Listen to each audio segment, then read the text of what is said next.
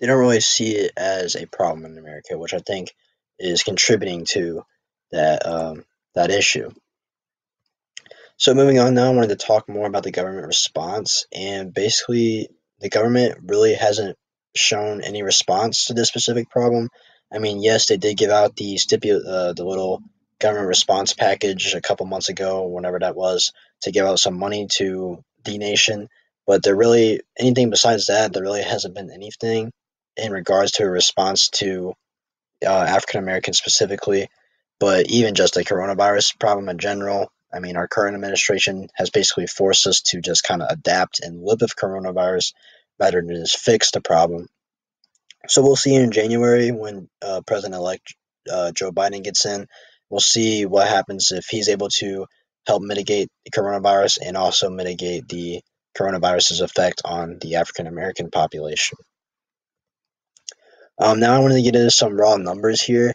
So as you can see in this graph, that uh, the death toll rates from COVID-19 throughout pretty much every ethnicity in America, and as you can see, that greenish line at the top there, even all the way from April up until November, uh, African Americans have dealt with the most death tolls by far out of every ethnicity.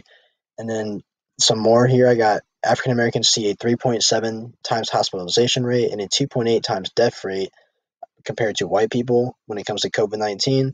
And even as the past month, I think this stat is completely mind boggling.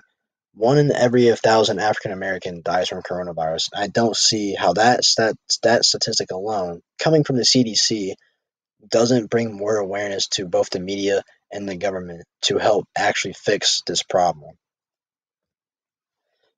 Some personal accounts that I came across when I was doing some research that I found very interesting was from Kevin Hall, and he lives in a pretty small and poor African American community, dominantly African American community, and he has never experienced COVID-19. He's never had it, but he has known some people who unfortunately did get it and pass away from it. And he's very frustrated with the government's response and their lack of resources in his community to help fix the problem.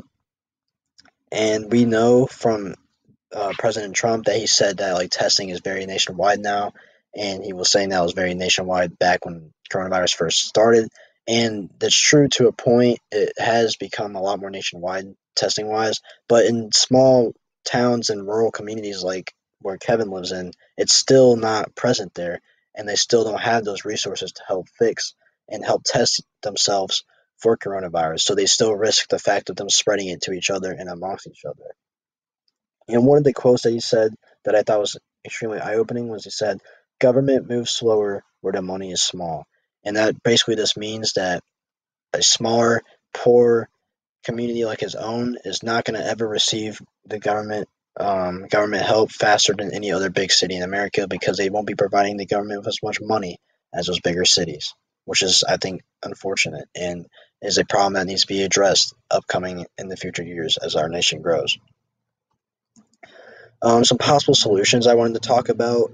Basically, there isn't really any one-handed solution to coronavirus besides a vaccine, which there will be a vaccine for it eventually. But kind of like with this image, I think it's ironic that coronavirus is a virus, an actual deadly virus, but racism is just as much a deadly virus as coronavirus. And I think that's the real problem and something that we need to work on a real solution for because, yes, racism and discrimination has gone down as the years go by, but it's still very present in our nation to this day.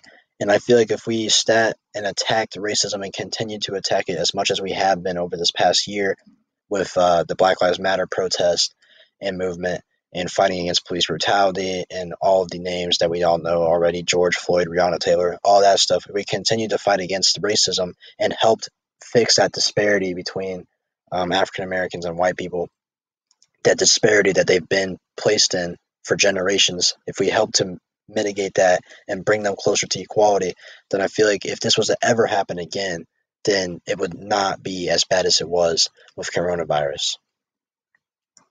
But with that, that's all I have for my presentation. So I'd like to thank you for listening, and I hope you enjoyed it.